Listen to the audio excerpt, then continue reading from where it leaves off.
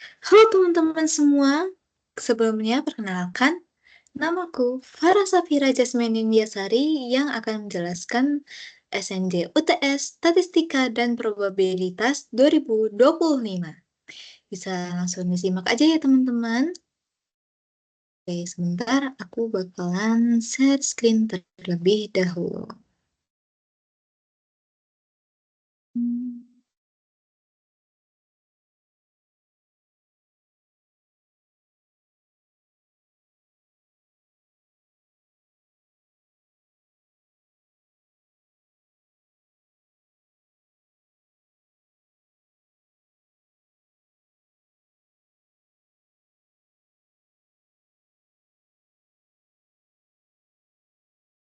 Oke, mungkin sudah terlihat, jadi langsung saja kita ke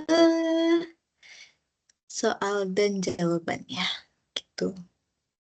Nah, yang pertama kita akan ke soal A, yang kemungkinan dibuat oleh Ibu Ismiati. Jadi, kebanyakan dari soal A ini sudah ada dalam buku Statistika dan Probabilitas untuk Teknik yang dibuat juga oleh Ibu Ismiati. Seperti ini ya teman-teman.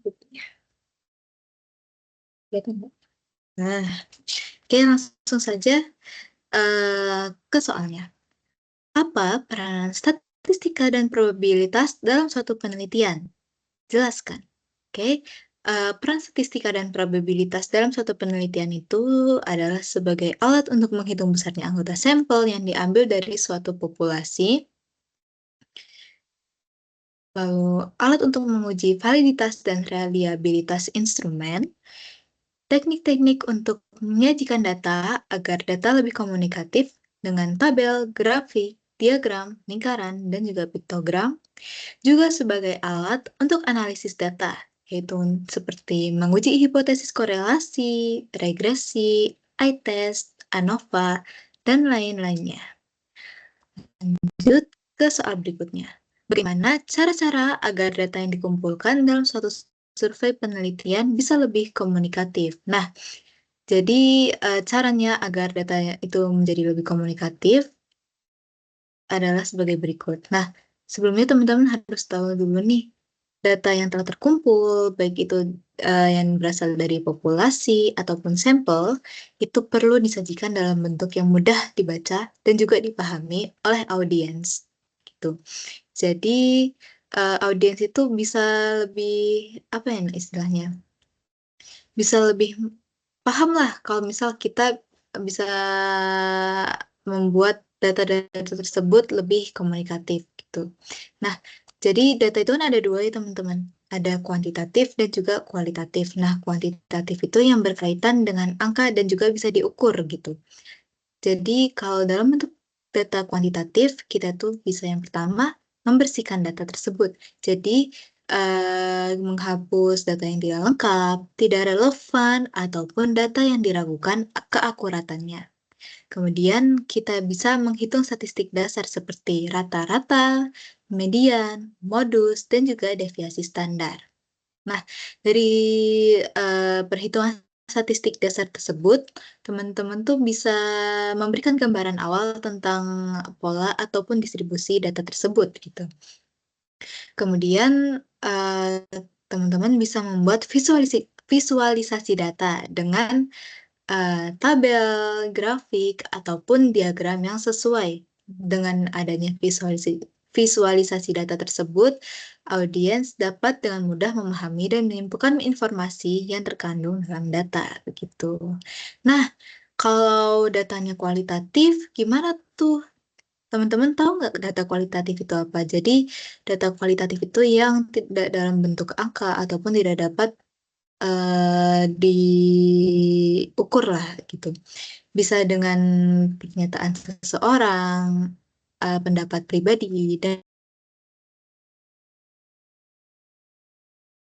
dengan melakukan pengkodean data. Nah, pengkodean data itu dilakukan dengan mengidentifikasi tema ataupun kategori yang muncul dalam jawaban tersebut. Misalnya, jika ada banyak responden yang menyebutkan kekhawatiran mereka terhadap kemacetan lalu lintas, maka tema kemacetan lalu lintas tersebut dapat diidentifikasi. Kemudian kita dapat membuat analisis tematik.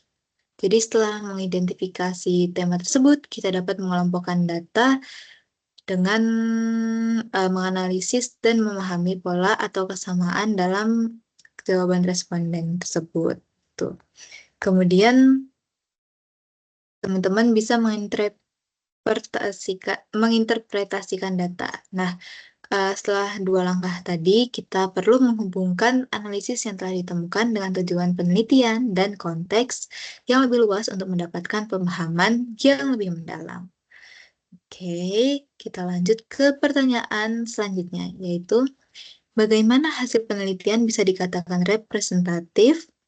Jelaskan. Nah, hasil penelitian bisa dikatakan representatif jika sampel yang diambil mencerminkan atau mewakili karakteristik populasi secara proporsional dan juga dengan jelas begitu. Nah, representatif itu apa sih? Representatif itu artinya data hasil penelitian tersebut dapat mewakili kondisi sebenarnya pada populasi yang diteliti sehingga hasilnya itu konsisten. Hasilnya konsisten untuk digeneralisasi gitu. Kita lanjut ke pertanyaan berikutnya. Pada suatu penelitian, ada beberapa teknik sampling dalam pengumpulan data. Jelaskan jenis teknik sampling dalam suatu penelitian. Nah, dari teknik sampling tersebut dibagi menjadi dua, teman-teman, yaitu ada probability sampling dan juga non-probability sampling. Akan aku jelaskan lagi. Jadi di probability sampling itu ya adalah teknik sampling yang memberikan peluang yang sama bagi setiap anggota populasi untuk dipilih menjadi anggota sampel. Jadi peluangnya sama gitu. Nah, dalam probability sampling ini ada 4 macamnya, yaitu yang pertama ada simple random sampling, yaitu pengambilan sampel anggota populasi yang dilakukan secara acak tanpa memperhatikan strata yang ada gitu.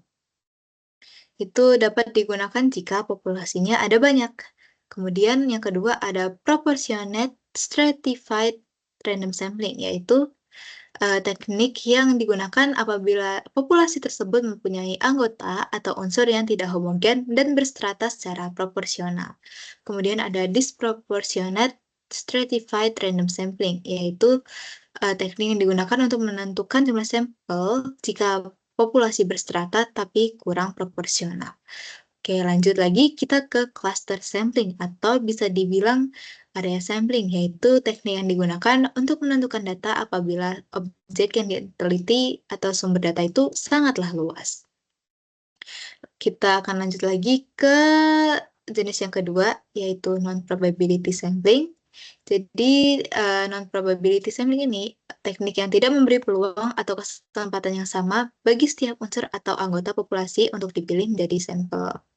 Nah, di dalam non-probability sampling ini ada beberapa jenis. Yang pertama ada sampling sistematis, yaitu teknik penentuan sampel berdasarkan urutan dari anggota populasi yang diberikan nomor urut. Kemudian ada sampling kuota, yaitu teknik untuk menentukan sampel dari populasi yang mempunyai ciri-ciri tertentu sampai jumlah atau kuota yang diinginkan. Kemudian ada sampling accidental, yaitu teknik pengambilan sampling secara kebetulan atau secara kecelakaan atau secara ya kebetulan gitu deh, yaitu siapa saja yang secara kebetulan bertemu peneliti dapat digunakan sebagai sampel. Kemudian ada sampel purposive, yaitu teknik penentuan sampel dengan pertimbangan tertentu. Kemudian ada sampling jenuh, yaitu teknik penentuan sampel bila semua anggota populasi digunakan sebagai sampel. Kemudian terakhir ada snowball sampling, yaitu teknik penentuan sampling yang mula-mula jumlahnya kecil, kemudian sampel ini memilih temannya lagi untuk dijadikan sampel, dan begitu seterusnya.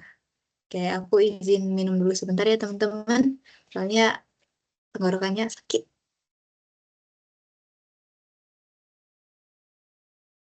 Oke.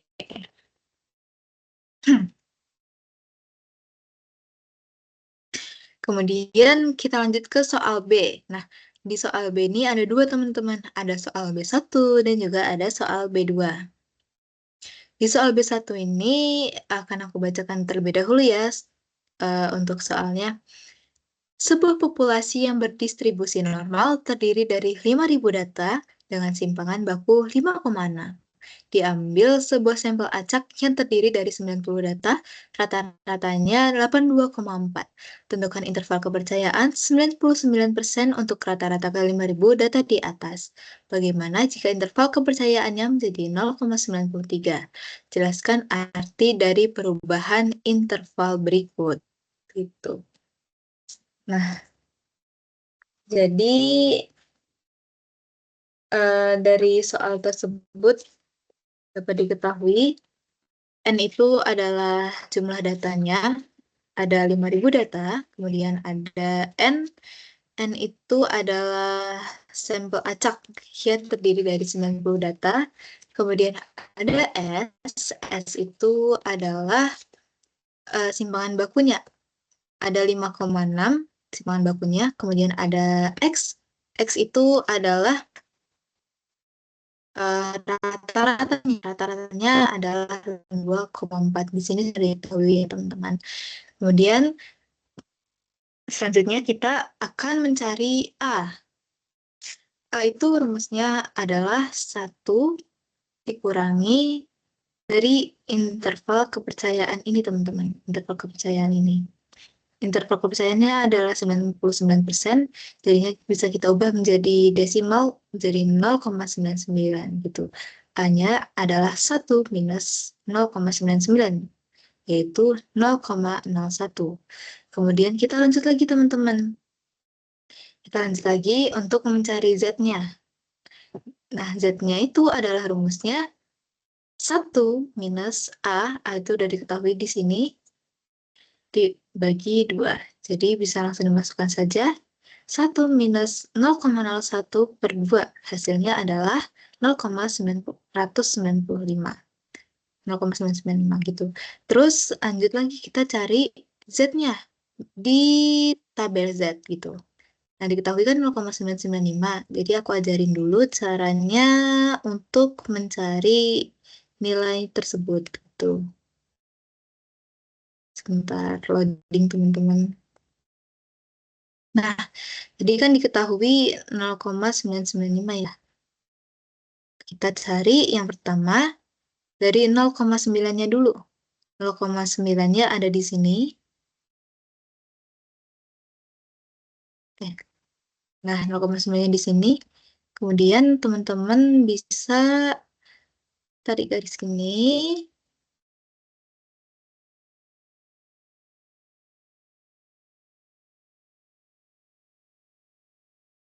Terus 9 juga ada di sini. Dari situlah kita mendapatkan 0,8389 kisaran dari sini sampai 0,8413.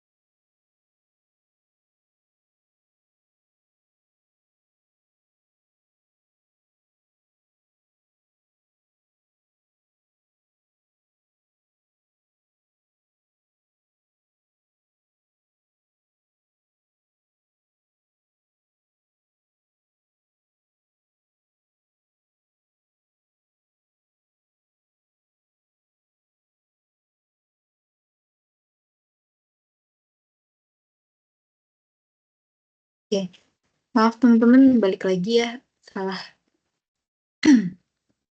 Nah, jadi di sini kan kita mencari 0,995 nih. Di sini kira-kira ada di mana gitu.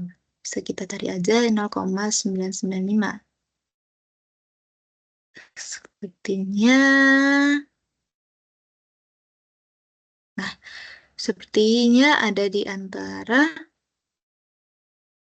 0,07 sama 0,08 gitu. Ini ada, jadi apa namanya, bisa dilihat di sini kan 0,995 itu berada di tengah-tengahnya 0,07 sama 0,08. Jadinya di sini ada 2,5 tambahin sama 0,08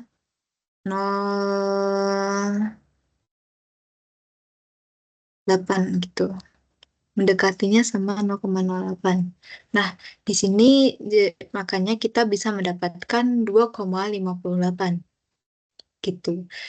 Lalu kita masukkan saja ke rumusnya, yaitu X min Z dalam kurung S per akar N kurang dari mu kurang dari X plus Z dalam kurung S per akar N. Nah, X-nya di sini udah diketahui, langsung kita masukkan saja 82,4, kemudian dikurangi 2,58, dalam kurung S-nya udah diketahui juga, yaitu 5,6, di per akar dari N tersebut, N-nya adalah 90, kemudian kurang dari mu, kurang dari 82,4, tambah 2,58 dalam kurung 5,6 per akar 90 gitu. Jadinya dari angka-angka tersebut bisa dihitung, jangan lupa ini dikalikan dulu baru dikurangi. Hasilnya adalah 80,87705 kurang dari mu kurang dari 83,92295.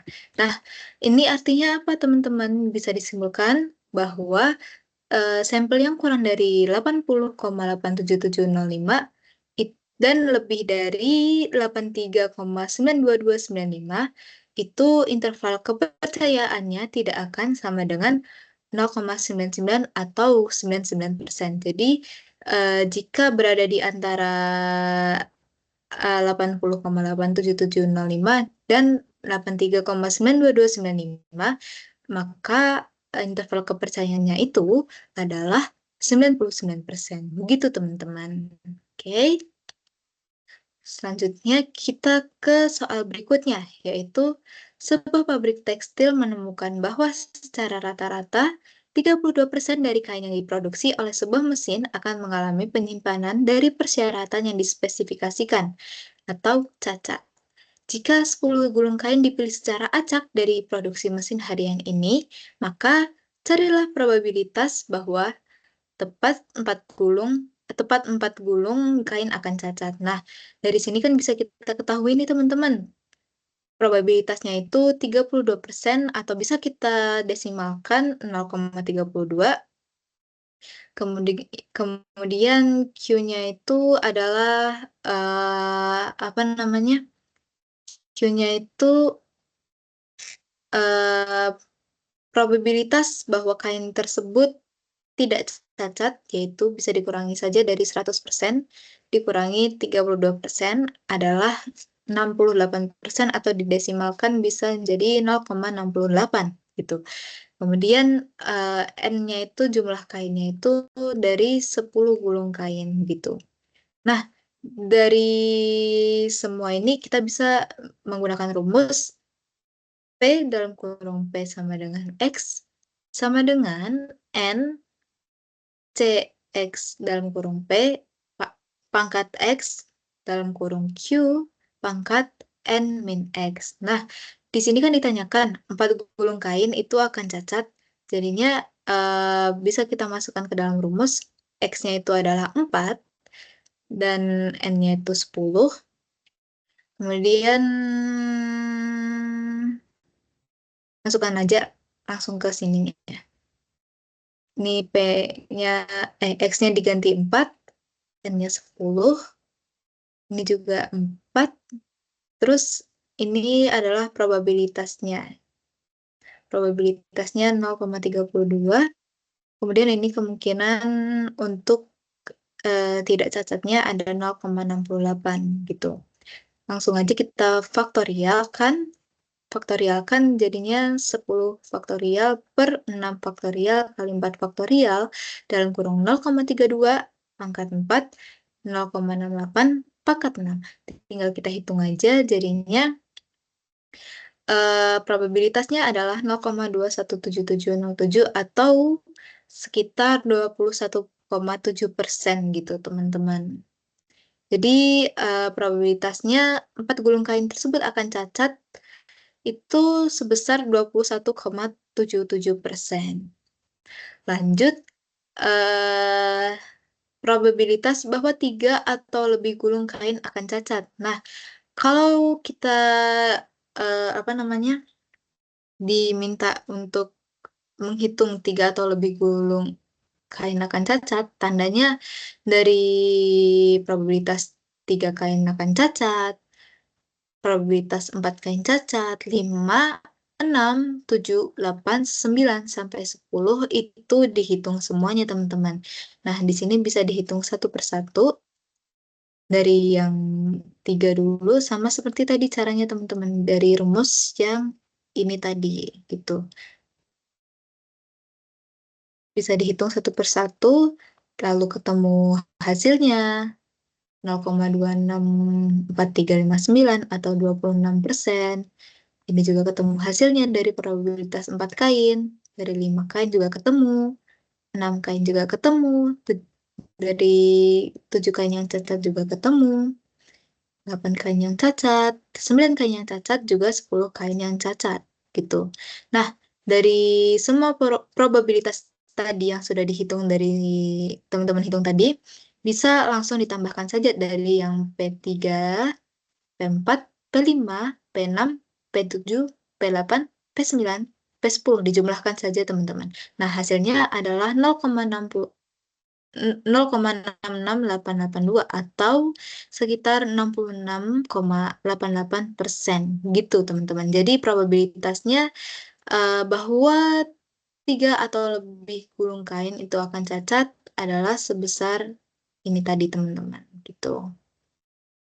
Kemudian kita lanjut lagi.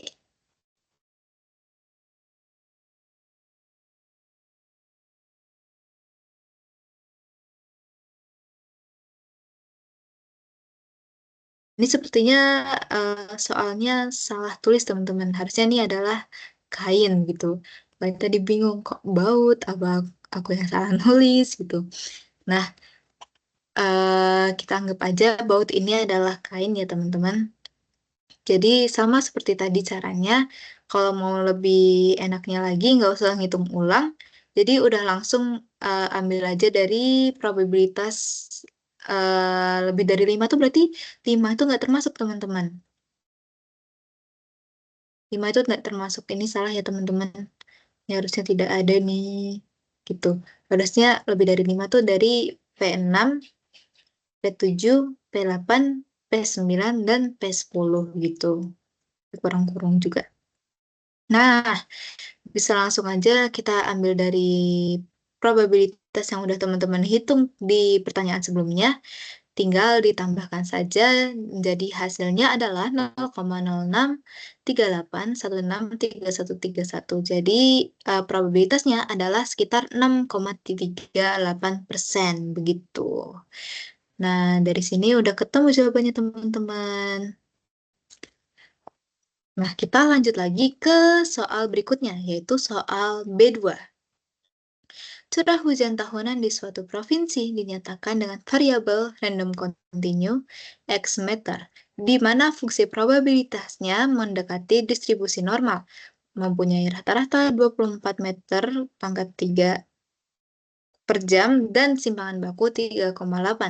Hitunglah probabilitas bahwa akan terjadi A. Curah hujan sebesar 21 meter kubik per jam dalam 1 tahun. Nah, di sini teman-teman kan udah mengetahui rata-ratanya itu adalah 24 meter kubik per jam. Jadi bisa langsung ditulis saja, kemudian simpangan bakunya adalah 3,8 gitu. Nah, nantinya kita akan menggunakan rumus ini teman-teman. Z sama dengan X min mu per simpangan bakunya tersebut begitu. Nah, karena dari A ini adalah curah hujan sebesar 21 meter kubik per jam itu adalah suatu yang spesifik. Jadi benar-benar di suatu titik tersebut. Dan karena ini adalah distribusi kontinu, maka dari itu probabilitasnya bisa langsung dinyatakan 0. Begitu teman-teman. Mau nanti angkanya 20, 29, 28. Jika dalam satu titik yang spesifik, itu bisa kita langsung simpulkan bahwa probabilitasnya adalah 0, begitu. Kontinu itu harus, apa ya namanya, kontinu. Seperti kayak misal mungkin ada banyak apa namanya, ada banyak titik, jadi bisa kita tarik itu.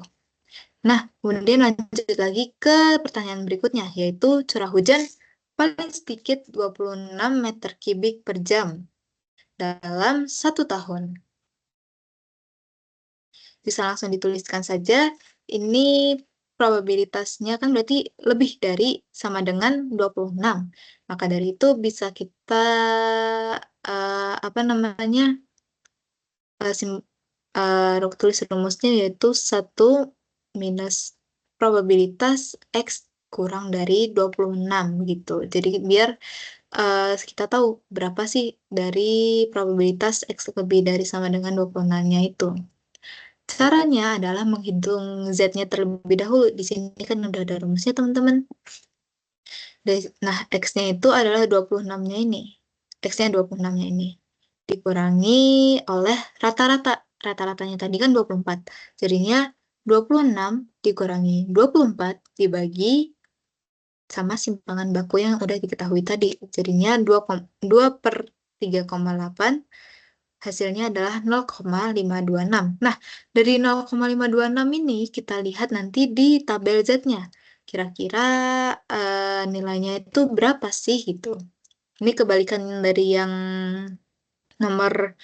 dari soal B1 yang soal pertama tadi. Ya, beda. Itu bedanya teman-teman. Jadi kalau ini menentukan nilainya dulu. Maksudnya kita mencari nilainya gitu dari Z yang sudah diketahui ini. Nah, kita bisa cari aja 0,526. 0,526 ini berada di, kita zoom, 0,5. 0,56 itu berarti ada di antara ini 0,05 sama, salah, di antara 0,06 sama di antara 0,07 ini. Jadi kita nanti akan menggunakan dua angka ini untuk interpolasi karena tadi datanya adalah 0,526.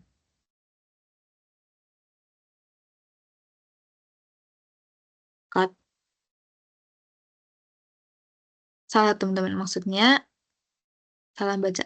0,526 berarti 0,526 ini berada di antara ini, antara 0,02 ini sama 0,03. Nanti kita pakai kedua data ini untuk mencari interpolasinya gitu. Kita cari interpolasinya biar nanti bisa tepat gitu probabilitasnya. Nah, bisa kita langsung hitung aja ya, interpolasi dari selisih 0,52 dengan 0,53. Di sini kan udah diketahui ya teman-teman. Jadi di sini tabelnya ini 0,6985 sama 0,7019. Ini selisihnya. Selisihnya itu adalah 0,0034. Nah, cara mencari yang sesuai itu dengan cara 0,52-nya ini ditambah dengan 0,0034 dikalikan sama 0,6. Kenapa 0,6? Karena ini adalah 006 kan teman-teman. 0,006 kita cari dari batasnya tuh dari 0,006 per 0,01 gitu. Jadi dapatnya 0,6 gitu teman-teman. Bisa langsung dijumlahkan dan dikalikan saja. Dikalikan dan jumlahkan maksudnya, kebalik. Jadinya hasilnya adalah 0,7005. Kemudian kita masukkan ke rumus awal tadi, yang ini. Yang ini. Rumus awal yang ini, kita masukkan saja, jadinya 1 minus 0,7005, yaitu probabilitasnya dari curah hujan paling sedikit 26 meter kubik per jam dalam 1 tahun adalah 0,2995. Begitu teman-teman. Kemudian kita lanjut ke pertanyaan berikutnya, yaitu curah hujan antara 23 meter kubik per jam sampai dengan 27 meter kubik per jam. Nah, ini berada, soalnya adalah di antara gitu, di antara. Jadi bisa kita rumuskan saja di sini probabilitas 23 kurang dari sama dengan X kurang dari sama dengan 27. Di sini sama kayak tadi, kita bisa pakai rumus yang ini, yaitu dari 23 minus rata-ratanya persimpangan bakunya. Ini juga sama, 27 minus rata-rata curah hujannya juga dibagi dengan simpangan bakunya. Jadi di sini bisa kita hitung hasilnya adalah minus 0,2632 sama 0,7895 begitu teman-teman. Kemudian kita langsung interpolasikan saja sama caranya seperti ini tadi, tapi ini satu-satu teman-teman. Dari minus 0,2632 sama 0,7895. Kita dari yang 0,2632 dulu aja ya teman-teman. Kita cari dulu dari ini minus kan. Ada tabelnya juga nih yang kalau minusnya. Bentar, tunggu.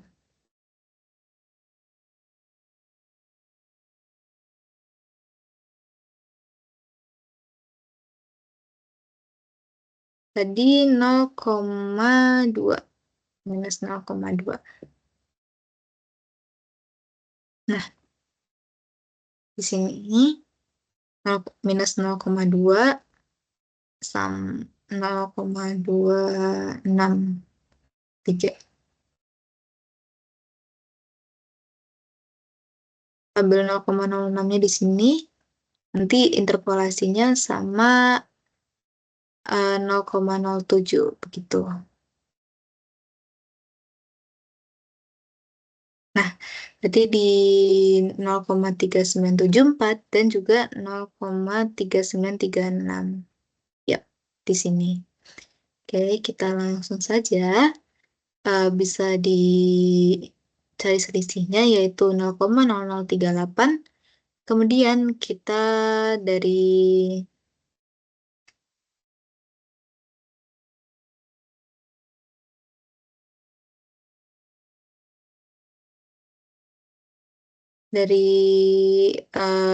situ bisa kita sama kayak cara tadi. Jadi ini adalah nilai dari 0,06